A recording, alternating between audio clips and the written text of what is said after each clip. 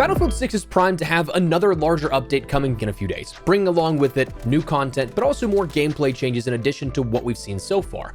Today I want to take a sort of first look at what's upcoming and the content you can expect to see on the 18th, so that you're in the loop for all that this upcoming week. Let me know your thoughts down below. What part of the update are you looking forward to? Anything stand out? Let me know, but drop a like if you guys enjoy the video or find it at all insightful, and do me a huge favor, hit that subscribe button to stay updated with all things Battlefield 6 and other FPS content as we chase down 700,000 subscribers together. We'd love to have you in the community. But for now, let's take a look at what's coming to Battlefield 6 in just a few days. So as mentioned, on the 18th, California Resistance, the Phase 2 of Season 1 kicks off. Some of the stuff we've had footage of here available to preview a little while ago before Season 1. Some of it was available in that sort of Season 1 preview capture session myself and other creators were a part of, so that some of this you may have actually seen already on the channel, but other stuff will be brand new the day of. So firstly, the content before we jump into changes. The first thing you'll see, of course, is probably the biggest of this, is the new map of Eastwood. This is the luxurious private golf course and estates around in Eastwood that's become a battleground. It's built for high-intensity action that threatens the calm and serenity of the suburban landscape, as said. Personally, I love this map and thought it was a very picturesque style map. Really nice map to look at, I think. Played pretty well, but it was kind of a stark contrast to the overly orange-hued Blackwell Fields, and honestly, in terms of how it played, I think that people will like this one a lot more than the initial reception for Blackwell Fields. Supports all type of play, infantry, tank, and helicopter play, and the best part yet, golf carts. You may be familiar with this map and its layout from RedSec and the sector there from Fort Linden, but you'll be able to jump in and play on this here come the 18th.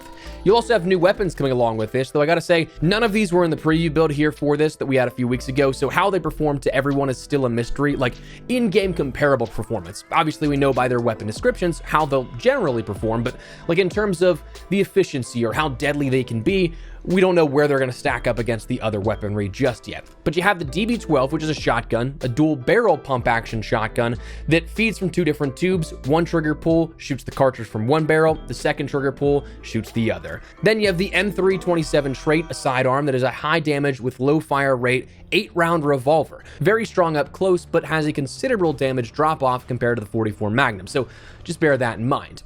You also will end up having, in terms of weaponry, a new attachment of the slim handstop, which will be a grip that offers an alternative choice for underbarrels as a unique blend of ergonomic and handling changes. But beyond just brief description, we don't really know how that's going to interact with the performance of weapons whenever you end up equipping it. But that comes into play with the weapon category as well. One of the other big things you'll have here is a new LTM called Sabotage. This is an 8v8 mode where you have to protect and destroy. It's two teams fighting over attacking and defending high priority cargo in multiple areas of the map. The team that destroys the most cargo ends up winning. Now, in terms of any context, this wasn't in our play session that I recall, so I don't think that anybody's had hands-on with this just yet, but we'll be curious to see how this plays in the overall experience. We'll have a new Gauntlet mission of Rodeo, something that we didn't get a hands-on experience with because obviously Gauntlet and RedSec was not out at that point. They didn't showcase anything. There was no sort of pre-capture session for that. But in Rodeo, squads must earn eliminations while occupying heavily armored tanks scattered throughout the playable areas. The two squads with the least amount of points are removed from the Gauntlet match. So it kind of sounds like it's a protect the HVT being the tank, mixed with a traditional deathmatch type of thing here, where you do have to play for those eliminations, but your sort of core tenet to your team is that tank, that core central focus. Could be cool. Of course, make sure you're not on the lower end of that, so you're losing out on that Gauntlet cutoff. Those rules still apply with Gauntlet, but a new mode that you will end up having inside the Gauntlet experience itself. Then you'll have the Turf Pro PVT Royale, the deadliest vehicle on the fairway. A 4-person golf cart that can transport any squad into or out of combat. And in the most unironic way, I'm actually hilariously excited for this to come to Battlefield. I don't know why, I think they were hilarious whenever we got to play around with them, but they'll be coming with this update as well. And finally, we'll have Battle Pickups, which is a returning feature to the franchise. Some of you guys may recognize this from games prior, but it's weapons of unprecedented power that can turn the tides of battle. These weapons are rare and can only be found in high-value caches around the map, secure a battle pickup to gain a major tactical advantage for your squad. That then comes along with the Rorsch MK2 SMRW and the MP RMG.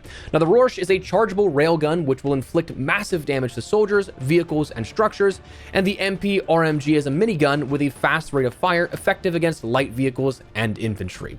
So those will be available in sort of like limited capacities around maps. In each match, you can't bring these in for yourself, like putting them in your loadout, but you can find them and pick them up.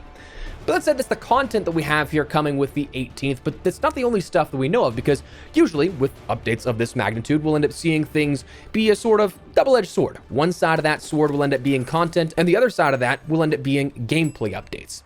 So while we don't know specific tuning values or anything like that, we do know actually of a little bit of things to expect. The Battlefield comms team took to Twitter, X, or wherever, and then posted an article over on their website as well in accordance with this, but they detailed a little bit about some changes they've already made and then previewing some stuff upcoming.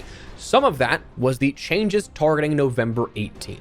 Content-wise, they detailed a lesser impactful thing for a lot of players, perhaps, but noteworthy for sure for some people, where Fort Linden is going to be coming into Portal. They said more segments of Fort Linden will be available in Portal, so adding more to the creative community experiences that you have on offer and being able to build more things with more assets from the RedSec experience, as opposed to just what we see in the core multiplayer experience.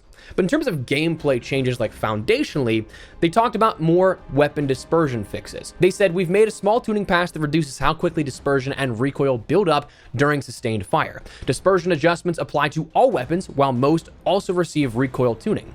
These changes make weapons feel smoother and more consistent, especially at longer ranges, where we've seen players engage more often. We'll continue to monitor these updates and refine them based on gameplay data and community feedback. So since launch, we've had, I think, count it now, 2 major updates that have been brought to light for dispersion, one of which slightly delayed, one we saw recently last week, so this looks to be another one adding on top of that. We also learned of some aim assist adjustments here coming with this, where they said we've adjusted aim assist to make aiming feel smoother and more predictable, helping players build stronger muscle memory. Tuning is now similar to the open beta experience. As a result, infantry aim assist and infantry aim assist slowdown have been reset to match the new values, so try the update before making changes. Note that infantry aim assist zoom snap settings are only active in single player and Portal experiences, not in multiplayer. So this is something we've actually seen talked about for a couple of weeks now, with developers commenting on this on social media. So it's nice to see this is now officially confirmed for the 18th as that initial target, and we'll see how things go from there. They also detailed more lighting adjustments and visibility upgrades are coming with this update on the 18th, where they said we've made further improvements to soldier visibility, particularly when transitioning between interiors and exteriors. These updates enhance exposure balance to make enemies easier to see in varying lighting conditions. We'll continue refining visibility and related visual effects based on player feedback. So again, more minor thing perhaps, but definitely nice to see in terms of the clarity of that kind of stuff. And speaking of clarity, challenge clarity updates were also something mentioned here, where they said we refined challenge descriptions and tracking to make your progress easier to understand and follow. Now, whether or not that means changing some of the values in what is required for some of these challenges, it's not necessarily specified. More so, it may just be like more refined definitions of existing challenges to make them a little less ambiguous, something that's a bit more straightforward and easier to understand, but changes no less.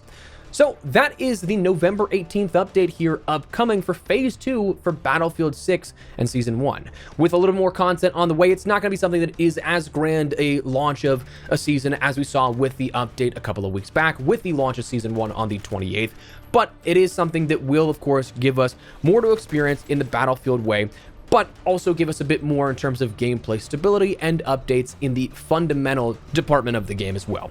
So looking forward to seeing what this update can bring along to the table and what all it will mean for the gameplay experience, but wanted to fill you guys in here so that we have a couple of days of notice of like, hey, just so you're aware, this is coming up. So let me know your thoughts down below, like anything in particular out of this update that we talked about that you're looking forward to. But drop a like if you guys enjoyed the video, you find it at all insightful. And of course, hit that subscribe button to stay up to date with all things Battlefield 6 and other FPS content. We've got a lot of stuff here we're juggling still on the channel. So I'd love to have you in the community as we chase down 700,000 subscribers together. But for now, thanks so much for watching. My name is Espresso. I'll see you later. Take care and peace.